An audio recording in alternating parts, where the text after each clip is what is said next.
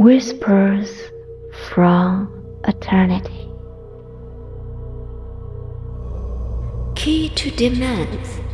Please read carefully. Spiritualizing prayer or a demand. Just as a wet match, when struck, does not produce fire, so a mind saturated with restlessness is unable to produce the fire of concentration, even when prodigious efforts are made to strike the cosmic spark. The flame of inspiration is hidden within the lines of each prayer and demand in this book. Since, however, they must be saturated even so with the polluting waters of print ink, paper, and the individual's own intellectual associations, it is necessary to rise above all these distractions in order to bring forth the flame of wisdom out of each prayer demand. Different minds reading the same prayer cannot but interpret it differently and also feel it differently. The vast ocean of truth can be measured only according to the capacity of one's own cup of intelligence and perception. So will the inspiration behind these prayers and demands be felt according to the depth of one's own intuition and feeling. In order to benefit as deeply as possible from the God warmth in any of these prayer demands, take only one paragraph at a time from a single demand. Mentally picture the meaning. Visualize the imagery of the figures of speech, and then meditate deeply on what is perceived until the fiery meaning emanates, free from all word limitations. A word is like a dumb, drunken man who feels that liquor is in him, but who cannot express himself clearly about it. He may, by a cry or gesture, indicate the kind of wine he has imbibed. So are the words in these demands. They are drunk with God, but they would never be able fully to express and explain the quality of the wine of inspiration within them, except by a kind of a little gesture and a mumbled cry. One may wish to read a complete prayer or demand to get a quick view of its entire meaning.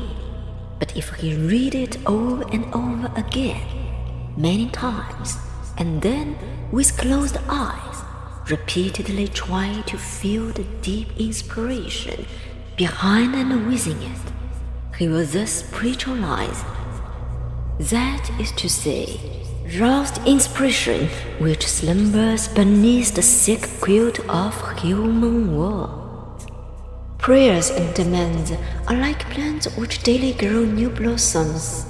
The powers change, but the plants remain basically the same. A prayer plant, similarly, may have the same branches and leaves of words, but every day will yield new roses of God feelings and inspiration if you regularly water the plant with meditation. The prayer plant should be protected from storms of doubt, distraction, mental idleness, procrastination of meditation, tomorrow that never comes, absent-mindedness, and preoccupation with other things while imagining the mind to be wholly focused on the essence of a prayer. Such parasites on your prayer plants should be destroyed by the germicides of self-control, determination, and loyalty to a single teaching. Thus, the glowing immortal roses of inspiration will be gathered daily from the plants of this prayer demand. Be still and let God answer you with it. Learn to know Him by the extent to which you know your true inner self. Visualize Him as formless, yet with form, silent, yet with voice as well. For example, when God is described as a visible cosmic idol, which I worshipped with drumbeats of the ocean roar, trying mentally actually to visualize the entire concept behind the cosmic idol, and to hear those drumbeats. And when the Almighty is spoken of as the Divine Mother, try to feel the same devotion to God, the Universal Mother, as a loving child feels toward his mother. O seeker after soul awakening, every day, dry with the heat of your concentration the wet matchsticks of mere words in the demand you select, then repeatedly strike them on the tender of your mind. You will at last see the divine flame leaping out.